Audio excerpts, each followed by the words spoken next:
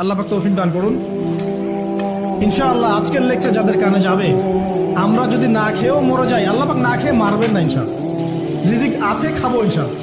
কিন্তু হয়তো বা অভাব হবে, টাকা পয়সা একটু কম হতে পারে, অন্যের 10 তলা ফ্ল্যাট হবে, আমার হবে না, ঠিক আছে, অন্যের এত বিঘা বিঘা জমি আমার হয়তো হবে না, কিন্তু ইনশাআল্লাহ তাআলা এই যে দুনিয়ার মুসাফিরের জীবনটা, এটা মুসাফিরের জীবন না, মুসাফিরের জীবনটা কেটেই যাবে ইনশাআল্লাহ। কাটবে না, যে কোনো ভাবে কেটে তো যাবেই ইনশাআল্লাহ।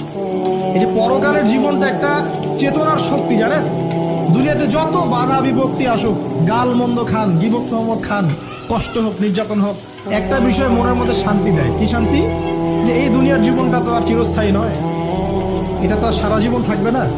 ইনশাআল্লাহ এই অবস্থা আস্তে আস্তে পরিবর্তন হয়ে যাবে। ফাইন্না মাআল উসরি ইউসরা, পরকালে ইনশাআল্লাহ পাবো, দুনিয়াতে না পেলে কি হয়েছে, পরকালে পাবো ইনশাআল্লাহ।